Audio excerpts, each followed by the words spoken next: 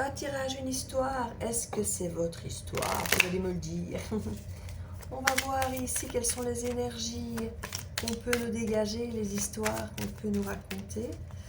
Vous me direz si c'est la vôtre. Hein, je ne peux pas toujours vous parler. Alors, on nous parle d'imprudence.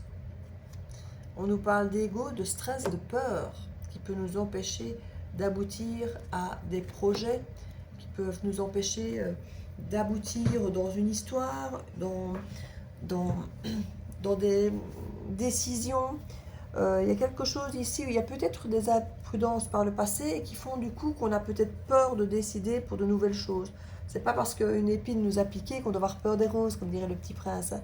Il y a quelque chose de cet ordre ici.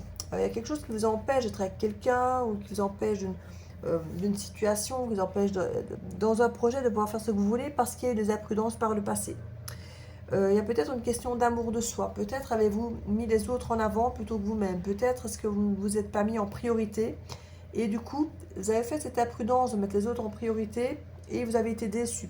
Vous avez peut-être pris des décisions pour faire plaisir aux autres et pas pour vous faire plaisir à vous.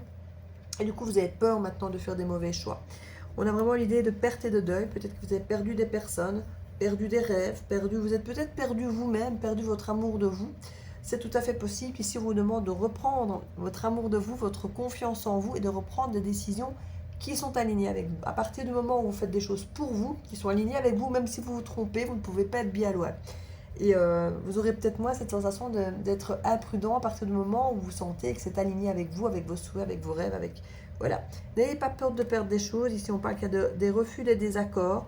N'ayez pas peur que les autres ne soient pas d'accord avec ce que vous faites. S'ils ne sont pas d'accord, c'est qu'ils ne sont pas alignés avec vous. Donc, il y a vraiment quelque chose à cesser d'avoir peur que les autres ne soient pas d'accord et du coup de faire ce que les autres veulent, parce que si on ne fait pas ce qu'ils veulent, alors on les perd. Voilà. Il y a vraiment cette énergie du peur de l'abandon, peur d'être rejeté, peur de tout ça qui fait que, voilà, peur de prendre les décisions qu'on voudrait, peur d'être oublié pour certains d'entre vous aussi. On nous parle vraiment d'imprudence ici, mais il y a vraiment des incompréhensions. Vous avez peur d'être incompris pour certains d'entre vous. Mais il manque vraiment pour vous un amour de soi. Il y a vraiment... Vous avez peut-être pour certains d'entre vous trop demandé d'être aimé, demandé qu'on vous écoute, demandé qu'on vous donne de l'amour. J'ai envie de dire, on ne doit pas mendier des miettes. Si on doit demander quelque part, c'est que ce n'est pas spontané. Il y a vraiment arrêter de faire plaisir aux autres pour espérer ne pas être quitté, pour espérer ne pas être rejeté, pour espérer ne pas être abandonné.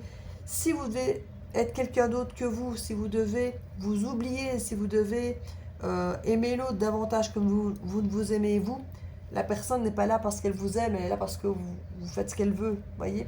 Donc il y a un moment ici, on vous dit vraiment, restez vous-même, alignez-vous avec qui vous êtes, et si vous perdez des gens parce que vous êtes vous, parce que vous ne faites pas ce qu'ils veulent, c'est que ces gens ne vous aimaient pas pour ce que vous étiez, mais parce que vous pouviez leur apporter. Donc voilà, tenez bon, restez vous, ou redevenez-vous, estimez, vous avez de la valeur, vous avez le droit d'être aimé, vous avez le droit de vous aimer et de faire ce qui est bon pour vous. Je vous fais des bisous.